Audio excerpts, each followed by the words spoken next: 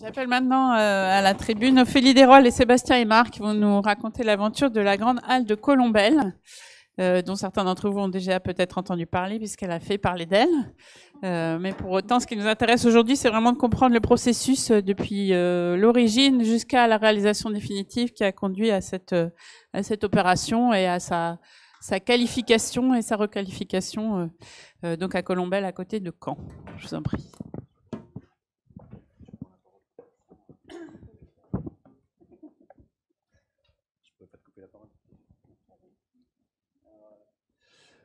Donc on va vous parler brièvement parce que c'est une longue histoire pour nous, donc on va essayer de la résumer de cette histoire qui part d'un lieu assez marquant pour les habitants de la région de Caen, qui était ce site industriel gigantesque qui était la Société métallurgique de Normandie, qui était installé sur presque 160 hectares, son plus grand moment, et qui faisait travailler des milliers d'ouvriers, et qui, avec la crise de l'acier, a fermé ses portes en 93-94, et ça a été des souvenirs très forts, à la fois dans la vie de l'entreprise, qui se voyait, tout le monde voyait les hauts fourneaux fonctionner tout le temps, et puis ça a été aussi un mouvement social très fort et donc très marquant, dans une défaite sociale aussi très forte au moment où l'usine a été fermée, et après il s'est passé, je vais passer par là parce que c'est plus dans ce sens-là. Il s'est passé que le site a été entièrement rasé, en tout cas en partie mangé sur lui-même, donc brûlé pour continuer à produire de l'acier par les bâtiments eux-mêmes qui se démontaient. Puis après, elle a été déménagée en Chine pour continuer à fonctionner. Puis après, elle a encore déménagé une fois, je ne sais plus exactement où, au Vietnam, je crois. Et après, donc il y a eu la table rase, comme on l'appelle, et un grand projet d'aménagement, de zone d'aménagement concerté, porté par l'agglomération caennaise, et qui a créé pour l'occasion une société d'économie mixte qui s'appelle Normandie Aménagement, et qui s'est retrouvée sur les bras avec les deux vestiges qui restaient. C'est les deux seuls bâtiments qui n'étaient pas construits en acier, qui n'ont pas été fondus sur le site de la Siemens, c'est-à-dire le très grand réfrigérant qui est un peu le symbole, qui reste comme le symbole de toute l'usine, et un petit bâtiment à côté qui était l'atelier électrique, et que des gens ont commencé à appeler la Grande Halle. Et Normandie Aménagement s'est retrouvé avec ce drôle de paquet sur les bras, et sans savoir comment le gérer, a eu en son sein une équipe de projet dont Ophélie faisait partie, qui va nous raconter un petit peu le début, peut-être. Ouais, c'est ça, Normandie Aménagement est donc concessionnaire de la ZAC de Caen-la-Mer. L'ancien atelier électrique que vous voyez là, sous cet angle, on a l'impression qu'il est grand, mais à l'échelle du paysage, quand il y a 160 hectares autour, il fait vraiment tout petit. Et le réfrigérant fait 50 mètres de haut. Donc en effet, à ce moment-là, moi je travaillais chez Normandie Aménagement. Et mon directeur m'a demandé d'imaginer, c'était le moment où les friches pouvaient être autre chose que uniquement des projets culturels, dans l'imaginaire en tout cas des uns et des autres. Il y avait une appropriation progressive des friches comme pouvant être aussi des lieux lucratifs pour de l'immobilier. Et donc, en l'occurrence, Normandie Aménagement étant aussi promoteur, ils se sont dit tiens, on va pouvoir faire de l'immobilier sur des toutes petites surfaces parce qu'il y a un besoin pour les sorties de pépinières, les sorties d'hôtels d'entreprise, pour les indépendants. Il se trouve que c'est à moi qu'ils ont confié le projet, et que forcément, enfin en tout cas dans mon état d'esprit, c'était pas possible d'imaginer un projet dans ce dernier vestige industriel sans solliciter la participation des habitants qui, après la fermeture de l'usine, ont quand même continué à investir ce lieu-là, notamment les jeunes, les moins jeunes, de façon sauvage ou moins sauvage. Il y a eu des gros stuff, il y a eu beaucoup de graphes, il y a eu beaucoup de photos, beaucoup de vidéos. Donc en fait, pendant 25 ans, il a quand même été approprié, même s'il était dans cet état-là, hein, c'est-à-dire ouvert à tous les vents, ouvert à toutes les pluies. Ça pouvait pas être un squat en tant que tel.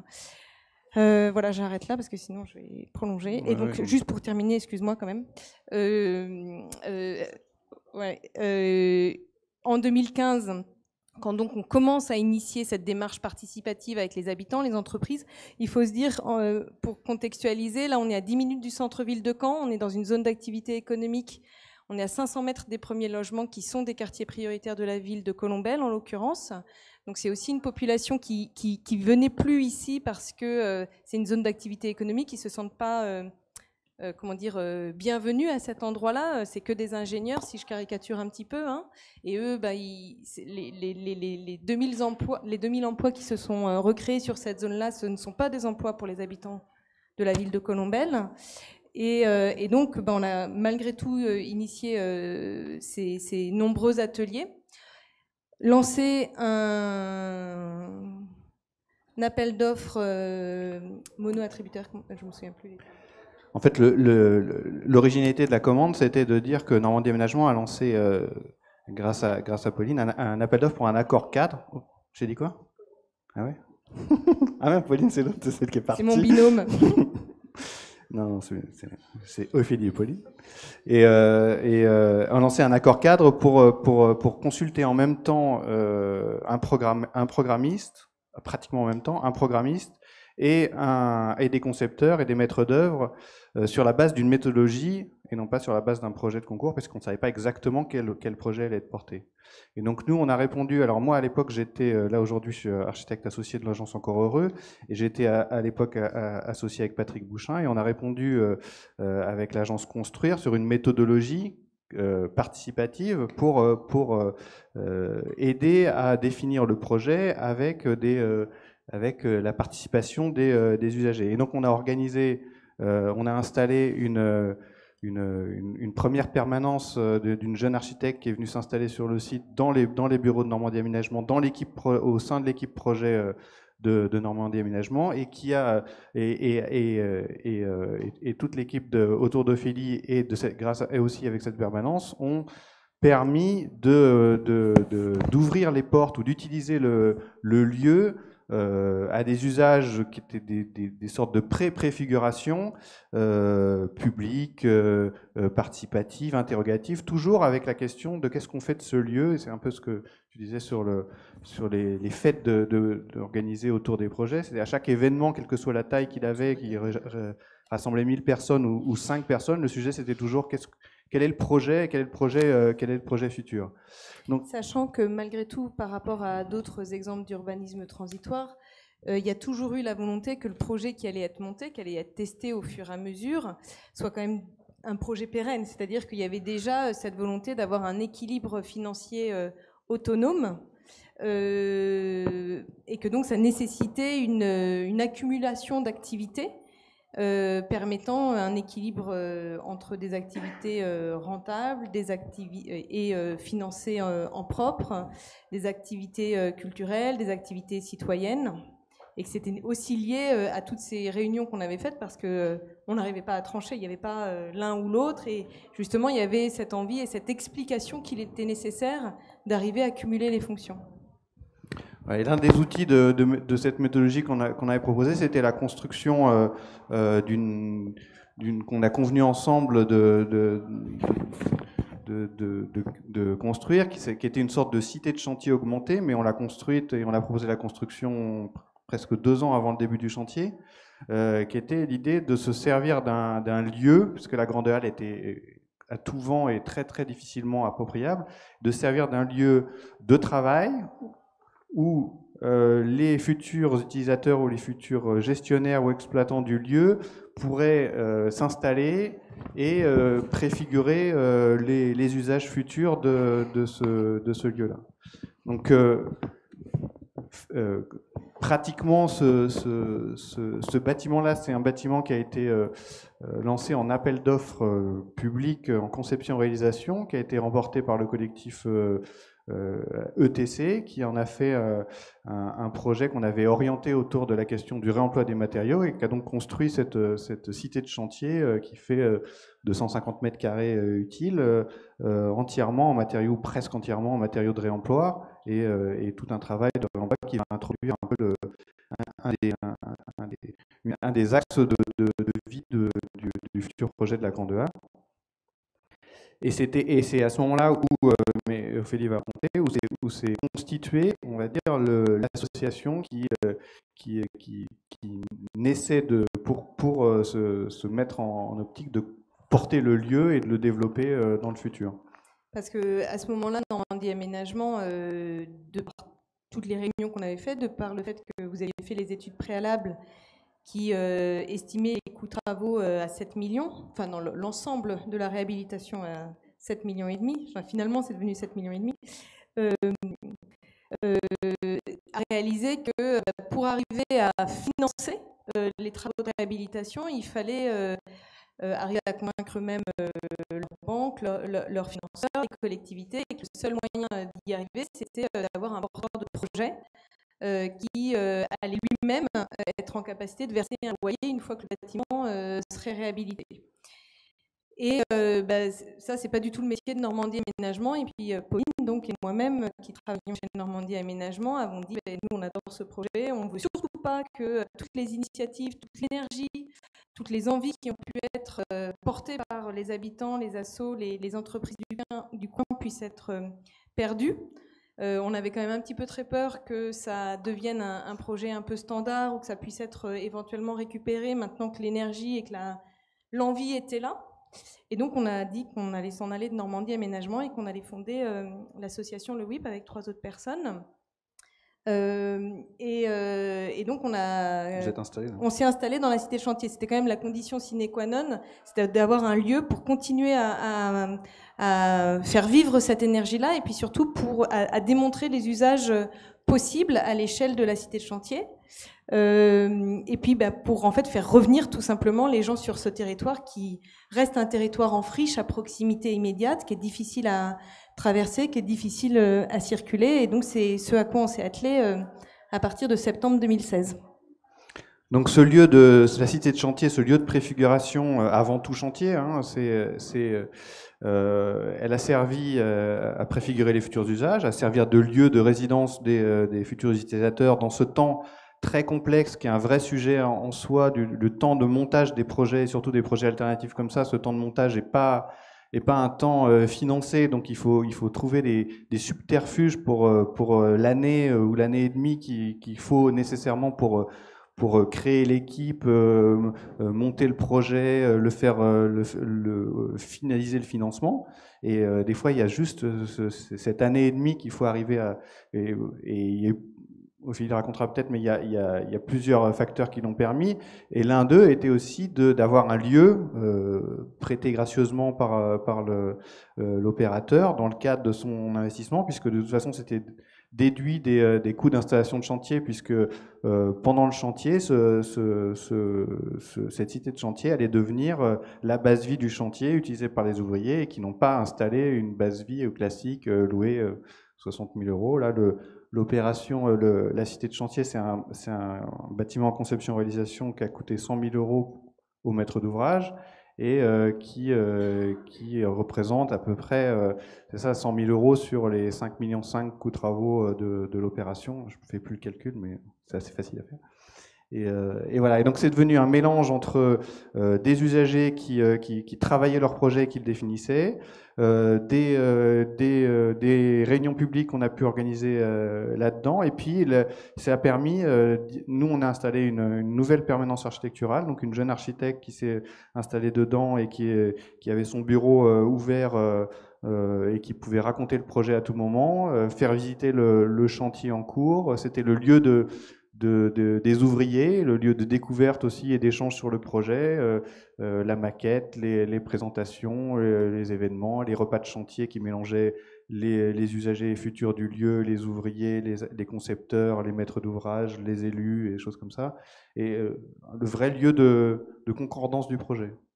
Alors oui, moi je voulais insister sur en effet cette phase d'amorçage, parce que quand on a quitté notre emploi, on pensait que les travaux allaient démarrer 6 mois après, et que donc notre chômage couvrirait les 2 ans avant l'ouverture et avant le vrai modèle économique que tout le monde nous réclamait pour prouver que c'était possible que ce bâtiment vive, soit réhabilité et puis surtout fonctionne sans aucune subvention.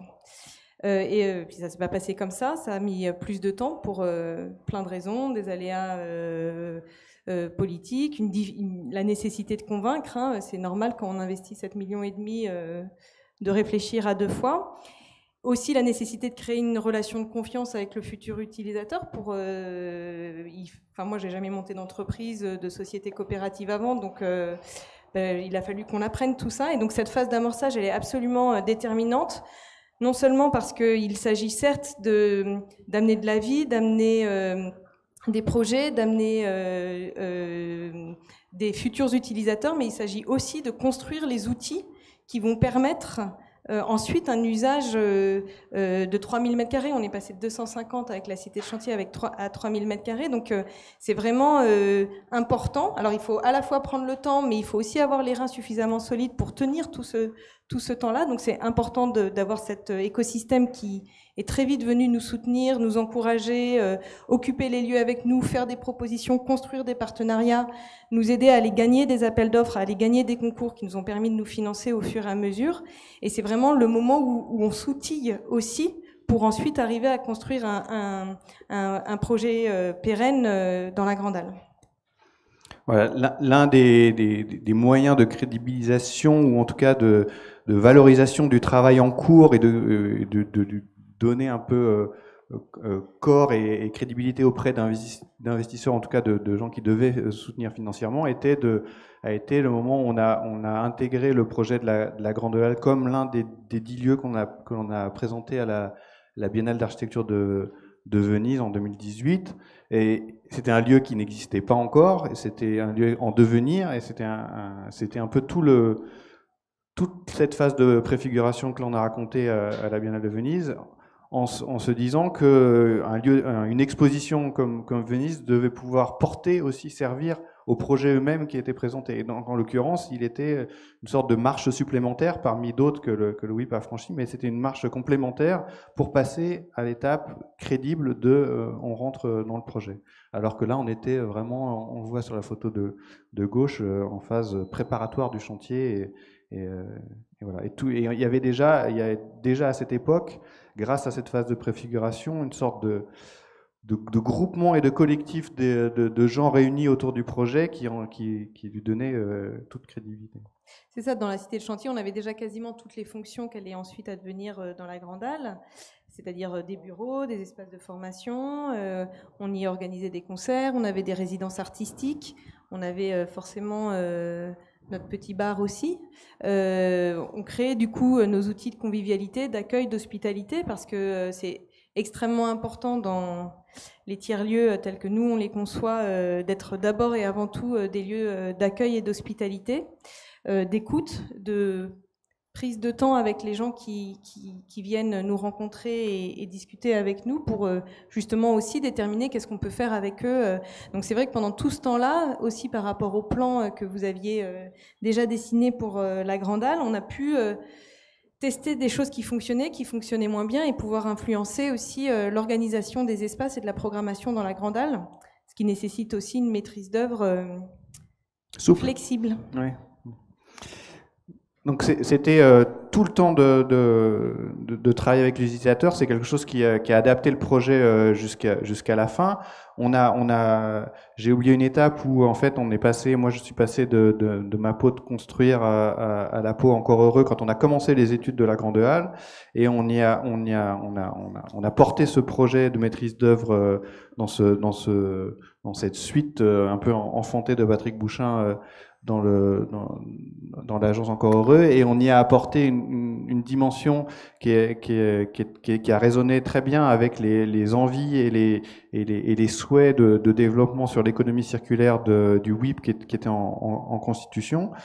C'est la question du réemploi des matériaux qu'on a mis en œuvre de façon... je fais juste un petit aparté là-dessus parce que le fait que les utilisateurs soient impliqués et présents sur le chantier, le fait qu'il y ait une permanence architecturale, le fait qu'il y ait tout le travail de rassemblement avant, a permis ce genre d'expérimentation qu'on n'aurait pas réussi peut-être ailleurs, de utiliser du réemploi des matériaux à une échelle assez importante, en tout cas de diversité, dans un bâtiment qui est un établissement qui reçoit du public, et sur des matériaux qui allaient jusqu'à la réutilisation d'anciennes portes pour faire des portes coupe-feu, de fenêtres qui rentraient en compte dans la responsabilité décennale. Et on a mis en place tout un processus. Donc, on a fait une démarche d'appel d'offres assez étonnant. On a créé un lot spécifique réemploi dans l'appel d'offres. Ce lot spécifique réemploi dans l'appel d'offres était un lot du marché classique. Et le WIP a répondu à ce lot-là et avec toutes les capacités, et il a gagné parce qu'il était bien préparé.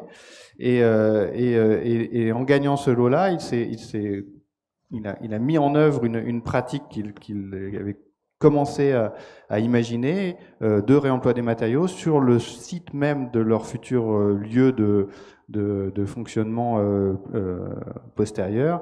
Et les réemplois des matériaux, c'est quelque chose qu'on a tenté de faire du coup de manière très réglementaire, de suivre toutes les procédures qu'on a fabriquées entre l'appel d'offres, l'opérateur du réemploi qui mettait à disposition des entreprises du chantier des matériaux récupérés, préparés pour le futur usage, le bureau de contrôle, les assurances de tous les intervenants, y compris celle de maître d'ouvrage qui devait tout le processus de validation de chaque petit bout de bois réemployé a suivi tout un circuit de validation qui en fait un peu une opération exemplaire là-dessus qui a été permis uniquement grâce à tout la symbiose qu'il y a eu dans ces phases de préfiguration.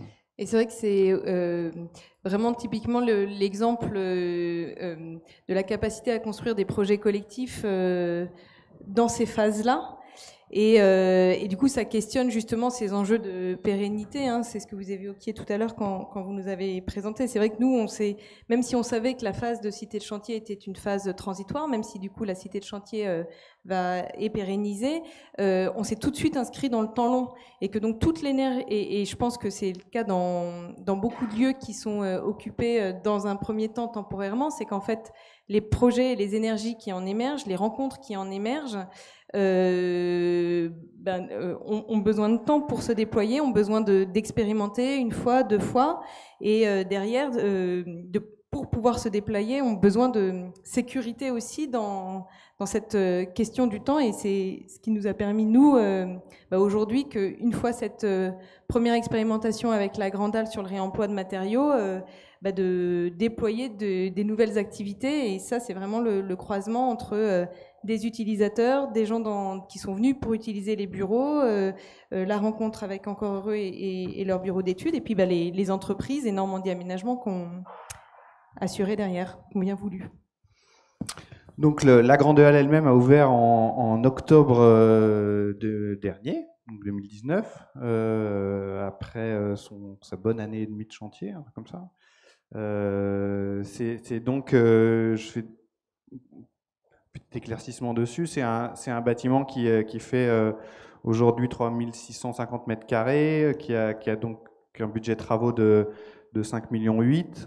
C'est une emprise au sol de 58 mètres de long et formée de deux nefs, donc une grande nef et une petite nef qui font entre 20 et 13 mètres de large. C'est le projet lui-même d'aménagement qu'on a convenu ensemble et qui est sorti de nos réunions publiques et de la synthèse entre la question financière, la question d'usage, la question d'équilibre financier du projet final, a créé un lieu qui était concentrer l'intervention d'aménagement dans la petite nef, en la curant entièrement et en construisant deux nouveaux planchers avec une construction entièrement en bois qui vient se glisser dans l'ossature béton existante. C'est là où on va trouver tout, Ophélie racontera peut-être, mais tous les usages et tout le fonctionnement des utilisateurs de la grande nef au quotidien, des espaces de travail, des espaces de résidence, des espaces intermédiaires, des ateliers et un espace de restauration.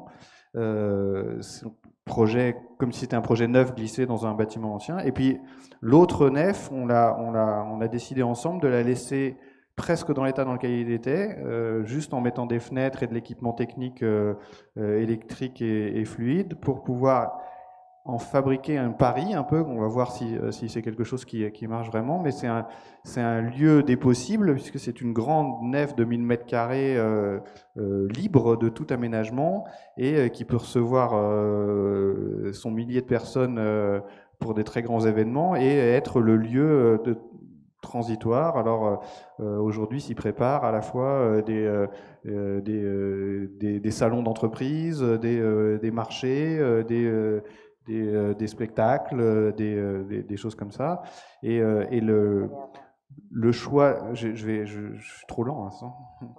Le choix technique, le choix d'équilibre financier, parce que le budget, il y a une très grande partie de ce que le fonctionnement du HUB doit permettre de rembourser une grande partie des investissements qui a été avancé par la collectivité, mais le loyer de l'exploitant doit permettre de rembourser de cette partie-là. Donc, il y avait une nécessité aussi de baisser le coût d'investissement. Et l'aménagement de la grande nef au minimum a été un des choix-là, plutôt que de faire une vraie salle de spectacle capable de faire le noir, capable d'être isolée, alors qu'elle ne l'est pas. Et voilà, donc c'est un lieu approprié. Sur les usages, tu veux rajouter un peu? Oui, bah, du coup, nous, ça fait 2 mois et demi, 3 mois maintenant qu'on s'approprie le lieu, et c'est vrai que c'est assez intense. Hein. On peut penser que, parce qu'on utilise des termes en effet comme urbanisme transitoire, ça va être une transition, ça va être une continuité, ça va être un développement, il suffit de faire juste x10 et ça va marcher. Alors qu'en fait, c'est un nouveau projet qui démarre. Heureusement qu'on a cette base construite pendant tout ce temps d'expérimentation plus que de transition finalement. On sait quels sont les principes à activer, mais forcément les outils sont totalement différents, les outils économiques, les outils de communication, de diffusion d'informations, de fonctionnement, de coopération avec tous les nouveaux utilisateurs. Donc on va jusqu'à réemployer les fauteuils des conseillers départementaux du Calvados. Donc c'est chic, hein? Ouais, c'est très chic. Et en effet, ce qui a été très compliqué pour nous quand on a démarré notre activité, c'est que donc c'était une association qui portait le projet jusqu'ici. On a décidé de garder l'association parce que pour nous, arriver à faire un projet comme celui-là et accueillir des activités économiques, on va dire relativement traditionnelles, ça n'a de sens que si on peut permettre de mixer les publics, de décloisonner les pratiques entre métiers un petit peu traditionnels, du service, du commerce, artisans, artistes et tout type de public, et que donc sur tout ce qui relève des projets d'inclusion et des projets culturels qu'on mène, il est absolument nécessaire, et on le revendique très fortement, qu'il y ait des subventions publiques sur ces projets-là. Et donc ce qui nous a permis de commencer l'activité. Maintenant, c'est pas aussi simple que ça. On a créé une société coopérative d'intérêt collectif pour, en effet, porter le bail commercial, faire des emprunts et démarrer l'activité. On commence plus doucement que ce qu'on avait prévu parce que c'était difficile pour tout le monde de se projeter dans un lieu, même s'il y avait la cité de chantier, de se projeter dans un lieu qui n'existait pas encore. Donc voilà, ça arrive doucement, mais non seulement il faut penser la phase d'amorçage, mais il faut aussi penser les premières années d'activité. Et quand on est sur des projets qui sont souvent changeants, qui sont souvent à adapter selon les besoins. On a reçu une école qui n'était pas du tout prévue, mais pareil, la microfolie de la ville de Colombelles s'est installée, c'était pas du tout prévu, et tant mieux pour nous, hein, ça crée de l'activité, ça crée de la mixité de public, mais voilà, c'est pas simple pour des banques, pour des financiers, pour des collectivités aussi, de comprendre tous ces mécanismes-là et de créer la confiance. Voilà, juste pour finir, je fais un petit retour en arrière puisque notre sujet c'était un peu la question de la préfiguration et du temporaire. Aujourd'hui, ce qui est incarné un peu cette préfiguration à la cité de chantier, un bâtiment, j'ai pas fait le petit déroulé administratif, mais ça peut être intéressant. C'est un bâtiment qu'on a commencé à imaginer, qu'on a construit au début avec le côté de la norme qui permet de construire des installations de chantier et des lieux de commercialisation. Donc c'est ces fameuses petites maisons de vente que les promoteurs peuvent mettre en place. Et donc on n'a pas besoin de déposer de permis de construire pour faire ces lieux-là. on a commencé à faire le lieu comme ça. Puis après, pendant qu'on était en train de le faire, on s'est rendu compte qu'il allait recevoir du public de manière officielle. Donc Normandie Aménagement nous a demandé de l'officialiser. Et sauf qu'en fait, il est quand même construit en matériaux de réemploi par un collectif et il est un peu en dehors de toute norme. Donc on a trouvé une autre petite parade qui était déposer un permis de construire à titre précaire, donc sur le temps de l'opération. Et ça a permis de libérer les services de l'instruction de certaines angoisses sur l'ART 2012, la réglementation d'urbanisme et des choses comme ça. Et là, on tente une troisième passage qui est l'officialisation définitive et de se servir de ces appuis on vient de déposer le permis de construire définitif et classique d'un ERP de 5e catégorie pour ce bâtiment-là. Et on croise les doigts pour qu'il soit entériné. Voilà, on s'arrête là. Merci de votre attention en tout cas. Très bien. En tout cas, l'histoire est très intéressante et merci Sébastien d'avoir remis ça dans un contexte, j'allais dire, presque historique. On se souvient de l'immense projet de Dominique Perrault, justement sur ce lieu, précisément pour travailler sur le territoire et le territoire au sens même land art du terme. Donc, il y a là quelque chose qui reste en devenir. Vous avez bien parlé de 2 vestiges sur 160 hectares, ce qui veut dire que c'est vraiment 2 petites choses, même si elles sont très grandes. Ça veut dire que le rapport de force et l'articulation va être l'un des projets futurs sur lequel, évidemment, vous allez être l'un des éléments moteurs. Et c'est là où votre projet est très intéressant. L'autre réflexion que je ferai, c'est que là, vous parlez de tiers-lieux, mais à Dunkerque, il y a un lieu établi qui s'appelle le FRAC, ou la Caton-Vassal. Qu'est-ce qu'ils ont fait? C'est drôle, quand on voit la coupe, eh ben, c'est quasiment la même chose, même si c'est pas du tout le même projet, on est bien d'accord. Mais je peux pas m'empêcher de faire ce lien entre des structures industrielles qui se réactivent suivant les lieux d'une manière ou d'une autre. Et on voit bien que l'interaction avec la population marche toujours très très bien à Dunkerque comme ici. Donc, mais ici vous êtes un peu loin de tout. Donc, comment vous arrivez à faire venir les gens? Et comment? Parce que c'est en fait l'un des défis que vous avez là maintenant. Alors après, il y a sur les 160 hectares, il y a quand même beaucoup de bâtiments d'immobilier d'entreprise qui se sont construits autour de l'agroalimentaire. Il y a des pôles de compétitivité, il y a des bureaux, mais ils sont en effet, ils sont quand même à 200-300 mètres et tout autour de la Grande Halle, ça reste la friche et ça reste en grande partie des terrains qui ne sont pas constructibles. Donc là, la photo est un peu biaisée parce que maintenant on a une ferme, pas celle-ci, mais celle du tout début, une ferme de panneaux solaires en face de nous. Et il reste pas mal de terrains en friche malgré tout à construire. Et l'enjeu, vous parliez tout à l'heure des habitants, l'enjeu est vraiment d'arriver à faire venir ces habitants-là. Les habitants de la ville de Colombelles, en fait, bizarrement, on arrive beaucoup plus à faire venir les gens de Caen, les gens de la couronne un petit peu plus éloignés que les habitants de Colombelles, parce que là, il y a des problèmes. Eux n'ont pas toujours de voiture, ils n'ont pas forcément non plus l'habitude de prendre le bus, en tout cas pas pour venir, pas pour traverser des boîtes à chaussures, des zones. Enfin voilà, il y a des parcours à créer en plus. Donc en effet, comme vous le disiez, c'est certainement notre prochain terrain de jeu, c'est d'arriver à organiser ces circulations, à faire en sorte que certes, la Grande Halle, contrairement à d'autres lieux selon leur situation, est forcément un lieu de destination. Elle ne peut pas être juste un lieu qui est là et où on rentre par hasard. C'est forcément un lieu de destination.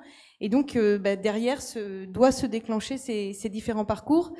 Mais si Pauline et moi, quand on a quitté Normandie Aménagement et qu'on a mené ce projet-là, c'était bien aussi parce qu'on avait envie de construire la ville d'aujourd'hui et pas forcément celle de demain, d'être du coup en interaction avec les habitants actuels. Et que ça, ces enjeux autour des parcours, ça nécessite quand même beaucoup de conviction auprès des collectivités, beaucoup de conviction auprès des sociétés d'aménagement qui gèrent les concessions. Et que c'est quand même complexe d'arriver à se dire que il y a à imaginer autre chose que juste des lieux et des bâtiments. Est-ce qu'il y a des questions complémentaires? Voilà.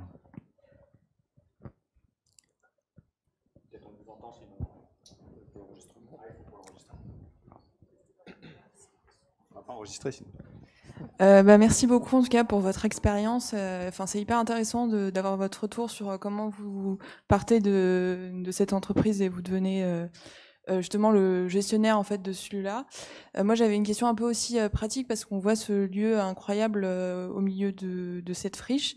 Et comment est-ce que maintenant vous êtes en lien, faisant partie anciennement justement de Normandie Aménagement, avec justement ce futur projet, et comment est-ce que vous réussissez à encore avoir un dialogue avec cet aménagement? C'est mon propriétaire. Ah oui, vous voulez dire sur la zone d'aménagement? C'est ça. Alors oui, il me demande pas mon avis. Hein. Non. Après, il y a quand même, c'est des équipes que je connais, donc ils me préviennent lorsqu'il y a des projets en cours ou à venir, mais j'ai pas du tout Oui, là j'ai plus du tout de regard sur ce qui se fait. Nous, on apporte des idées, on apporte même des constructions de projets, c'est-à-dire que, comme vous le mentionniez tout à l'heure, c'est souvent par des approches artistiques, par des approches culturelles, par des approches ludiques et par le biais des enfants qu'on arrive à mobiliser les populations, qu'on arrive à mobiliser des financements qui ne sont pas des financements issus de l'aménagement traditionnel. Mais sur le reste de l'aménagement, nous, on a typiquement un des projets qu'on est en train de porter, c'est que sur une partie de la friche restante, on souhaite mettre en place une plateforme de réemploi de matériaux de construction. Mais c'est suite au plan de Dominique Perrault qui était de construire des carrés de 100 mètres de côté pour reconquérir progressivement cette friche. On va pas se leurrer, ce projet-là a été abandonné et il n'y a pas eu un plan guide de dingue à cet endroit-là. Hein. Donc c'est difficile malgré tout de réintervenir et de remettre du sens à l'échelle d'un territoire comme celui-là quand il a déjà été pas mal construit. Donc ça va être par des choses plus douces que peuvent être... là, ils nous ont quand même ils ont construit au pied de la Grande Halle une grosse traversée routière, sans piste cyclable. Bon voilà, il y a le changement de mentalité, il va être un petit peu long, quoi. Oui, donc il n'y a pas eu vraiment de changement des programmes enfin, il y a eu des inclusions de programmes, mais là aujourd'hui, est-ce que vous savez ce qui va se construire justement autour de la halle, ou c'est encore totalement flou? Toute la partie d'activité économique, ça reste flou. On sait qu'on est dans une zone d'activité économique, donc ça sera de l'activité économique. Donc ça sera du bureau, du village artisanal. On a failli avoir le Palais des Sports juste en face. Et puis finalement, ça va se faire ailleurs. Mais on n'est pas du tout en maîtrise de ça.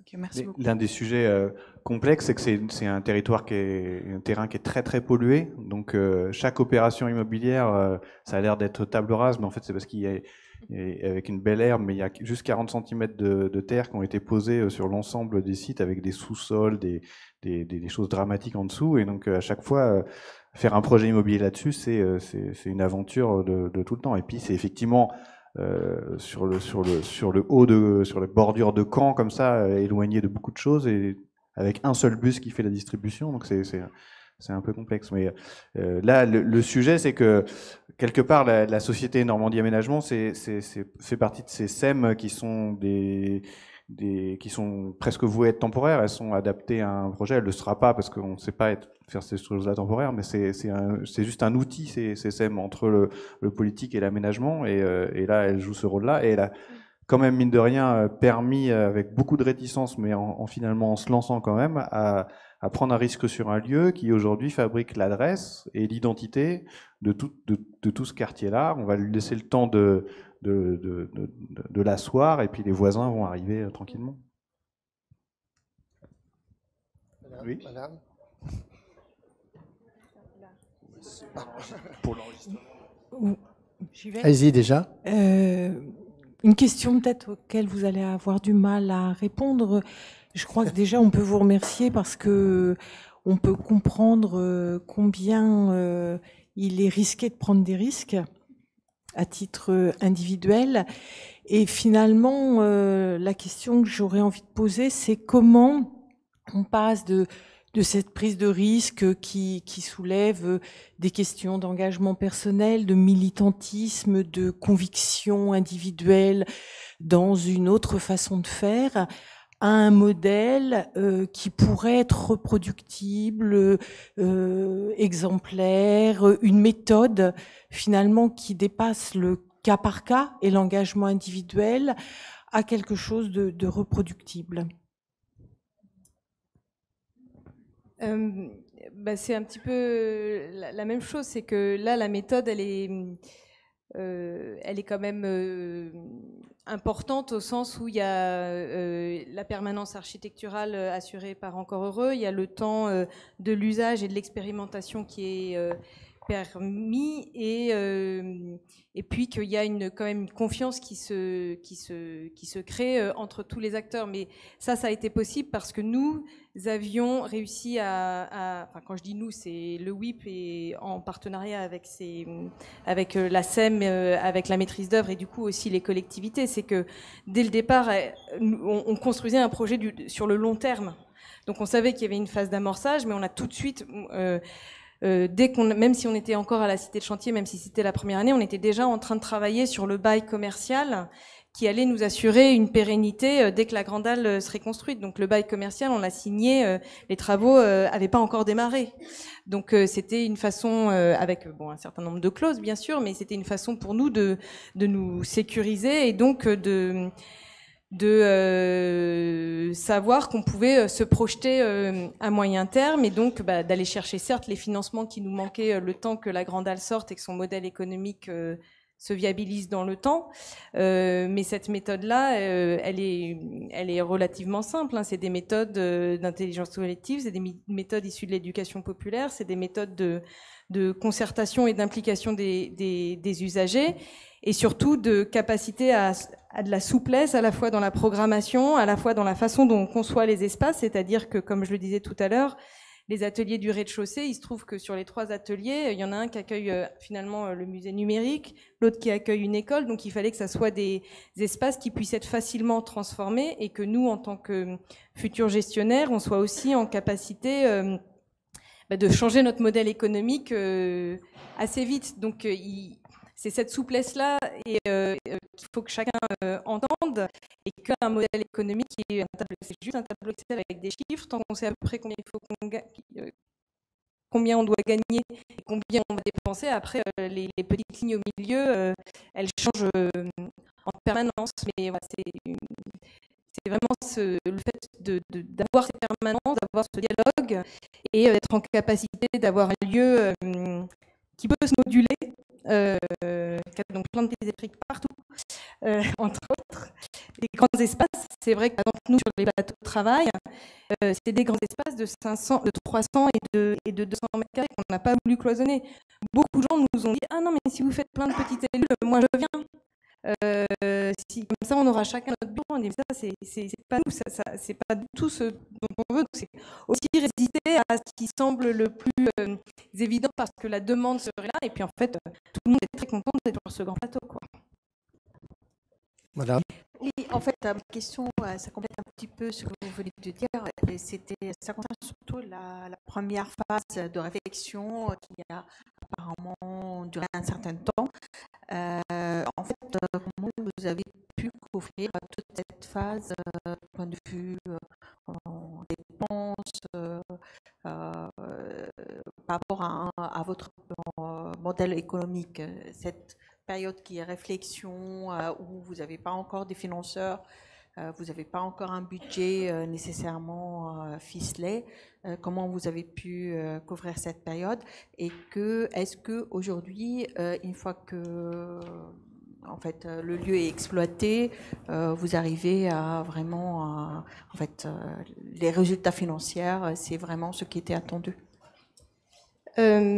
Alors, on a pu couvrir cette période-là parce que Pauline et moi étions au chômage, et donc on touchait les allocations chômage, parce qu'on a gagné le marché de réemploi du lot 1 de la Grande Halle, et qu'on a gagné un certain nombre d'appels d'offres par ailleurs, de concours, qu'on allait solliciter des subventions sur nos projets culturels.